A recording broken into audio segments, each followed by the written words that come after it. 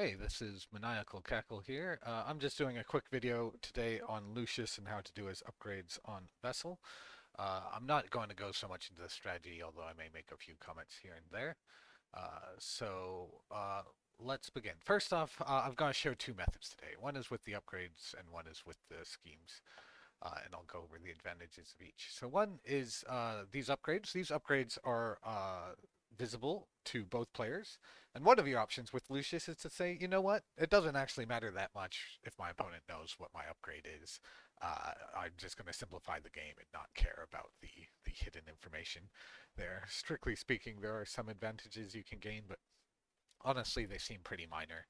The biggest one is not your opponent not knowing where the replace upgrade is. And say the push upgrades with the Wheels of Justice, that's a really big deal. But to be honest, Lucius's upgrade patterns are so predictable that I think opponents at high levels are going to start to know exactly where the upgrades are anyway. I don't think there'll be that many chances to surprise people. So if using this method, you just say, okay, well, Lucius 2 is starting the turn 1 with Planted Evidence. That's what he's going to start with basically every single time on turn 1. So he starts with Planted Evidence, and then say the scribe can give the changeling the replace upgrade. And there it's just tracked. It's there for everyone to see. It's really easy to track when Lucius uses his upgrade and flips it. You just delete him. Next turn he gains another upgrade, so he's usually going to do something like draw 2, discard 1 the next turn. Uh, Depending on how you set up. I guess this is more the Neverborn approach that I'm talking about here, even though I'm using guild models. Neverborn Lucius starts with Planted Evidence. Um, so that's basically pretty clear cut how you can use these upgrades. Again, it's open information. Your opponent can see it, but that's fine. If you don't want to do it with open information, here's another really easy method. These scheme marker upgrades, uh, there's these schemes are blank schemes that you can find over here in objects, scenario, revealable schemes here. Easy to find. What I do is I preload 5 of them, one for each upgrade. I put the name of the upgrade and a quick summary of what it does. This one's draw 2, discard 1. This one's draw and then push, move towards. And then I just make a pile at the bottom where they're all mixed up so my opponent can't see which one is which because, nope, these are all unrevealed. It says unrevealed. And then I will again say I'm going to start Lucius with Planted Evidence. So he's going to start over here. My opponent cannot see what the scheme is as long as it's unrevealed. And then again, say I give that changeling, or let's this time we'll say we give the scribe. Um, he's just going to be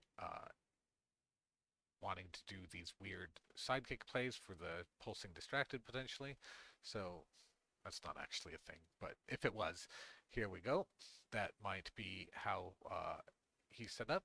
Easy to track. As soon as the scheme is, or sorry, as soon as the upgrade is revealed, you use Control F. Boom, that's revealed. Your opponent can see it. Once it's confirmed, you Control F it again. You pop it back in the pile. You mix up your schemes up a little bit. Technically, if they are really good at the shell game, they could track what you're doing, but who cares? Um, and then that tracks your scheme, your upgrade status, and you can just flip it around like that. Really easy to do. Uh, Technically, this is a cheatable method because you'll note that doing it this way, I'm not using these locked markers, or sorry, locked schemes. So while it's hidden, I could technically rewrite the whole thing. Um, and I could change the text here. I could change the text on the bottom.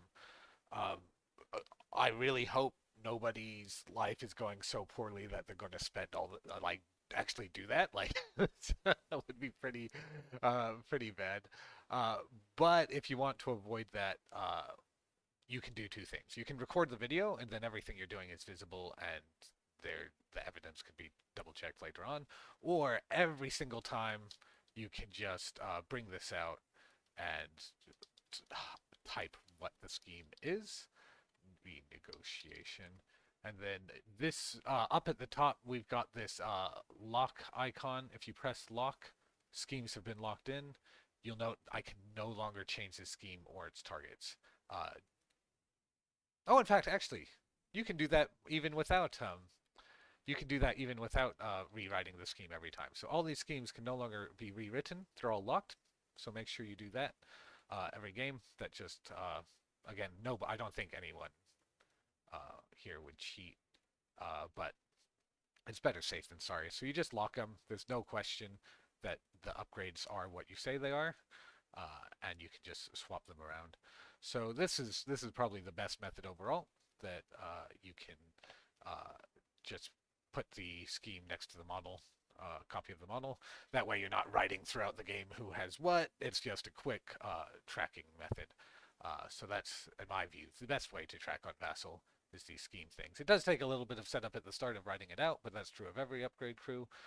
Really dealer's choice if you want to write the effects on there. I personally will because A, it reminds me, and make sure I don't accidentally give my model the wrong upgrade, and B, it's just polite to your opponent that they should be able to see, right, this is the drop a scheme on damage upgrade, right, this is the push move upgrade, because each of them has a single unique effect and a draw, except this one up here, which is draw 2, discard 1. But it's actually will get really easy for your opponent to remember what the upgrades are, just not the names. So having that little bit of extra text really polite to your opponent. So that's how I would do it. And that's it. It's really simple. I am tempted to go over the strategies behind which upgrades to use and when, but I will probably do a larger Lucius update for that. But I'll just go over a quick some quick comments on them. Draw 2, discard 1, really critical for hand quality. There's going to be a lot of times where you're like, okay, I really want to get a kill here on, say, Lucius, and the opportunity to get draw 2, discard 1 is really, really good for your hand quality.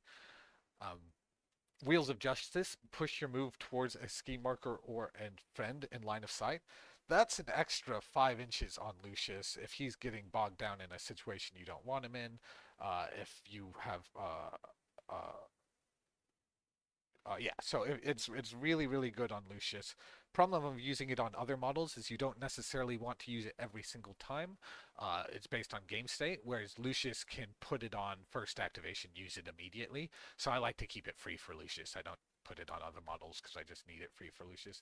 Planted Evidence, again, you really want that on Lucius. A, because he damages 3 times, so it gives the most opportunity, though you're usually not willing to discard 3 cards. But also, it just always guarantees that scheme marker's in position.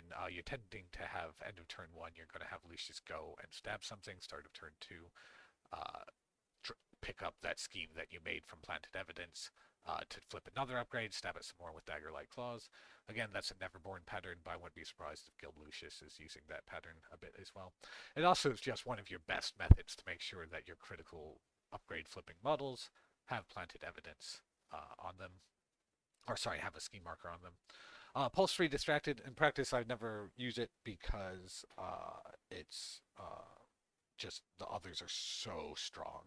Like you're deleting models with some of the others. But Legal Repercussions, definitely consider it on Lucius. Sometimes you're going to want to face tank a whole bunch of crew, especially in Guild. If you've got Superior Complex, Leadline Cult, Pulse 3 Distracted on, that's everything he's engaged. It's just not getting anything done. It's a viable line, but it's probably hard to see it coming. So attaching it at the start of the turn is a pretty big commitment. I haven't been using it yet, but it's one of those things where I say that I never use it, and then I bet if you watch some of my games as I start recording them, I'll find a moment where like, this is the moment for the Pulse 3 Distracted. So keep an eye on it. Take the Stand, Replace. Oh my god, it has some strong lines. I will say this upgrade is weaker than it looks. Is probably the biggest tip I'll give about it. Don't try to force it too hard. There are so many combos with this though that it's not really worth going into this video. I'll try to do another video where I'm talking about that. I will give a shout out though that even silly little things like I've replaced into Alan Reed to draw an extra card, for instance. And that's not the play that I knew I was going to do when I attached the upgrade, but sometimes I'm just looking at the board state and saying, you know what, I need an extra card to get me through to the end of the turn to satisfy all of the things I'm trying to do, the discard mechanics or whatever. It could potentially pay for another sidekick, for instance. So it's just probably the highest skill cap in the crew is mastering this upgrade right here. And that's it. That's how to do upgrades on Vassal. Let's throw this upgrade method in the bin. It's really all about this method down here.